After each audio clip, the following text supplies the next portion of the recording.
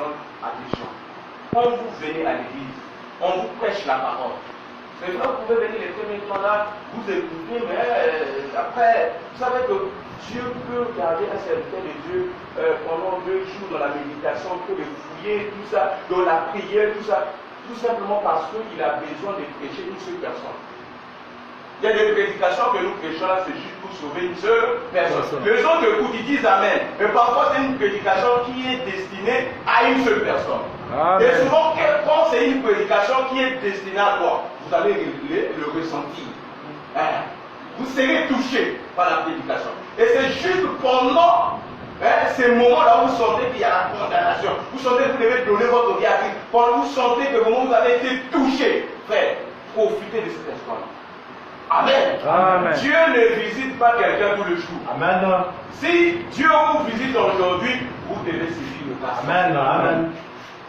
Si vous rejetez cette visitation, vous rejetez cet appel, vous rejetez cette invitation, c'est fini pour vous. Comme on a dit, après, vous ne serez plus une personne privilégiée.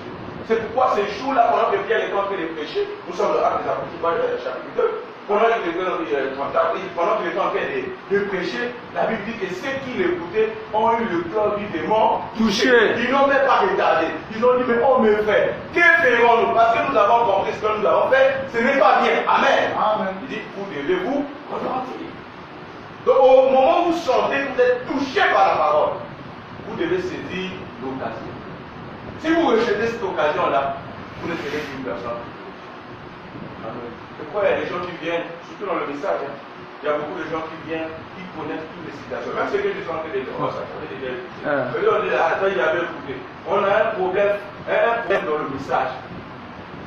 Les gens connaissent tellement, mais ils dorment peu. Amen. Ils se sont déjà habitués avec Dieu. Dieu, on ne s'habitue pas avec Dieu. Jamais. Amen. Même un serviteur de Dieu, même pendant que moi je monte avant, j'ai toujours peur. Parce que avant de monter, si vous voyez un serviteur de Dieu, vous dites, moi quand je monte Dieu de la chair, je n'ai même pas peur. Je dis, oh, ça veut dire qu'il n'y a pas la chose à l'intérieur. Parce que ça nous fait toujours peur. Être dans la présence de Dieu, ce n'est pas facile. Parce qu'on se sent toujours pécheur, on se sent toujours indigne. Parfois on se dit, qu'est-ce que je vais dire devant les enfants de Dieu? Je peux venir ici avec ma connaissance sur tout ça. Je peux arriver, on arrive là, j'ai tout préparé, les Seigneurs, on le fait comme ça. Le salut arrive. Amen. Fais comme ça, fais comme ça. Et nous suivons les directives de Dieu. Donc Dieu, on ne peut pas s'habituer avec lui.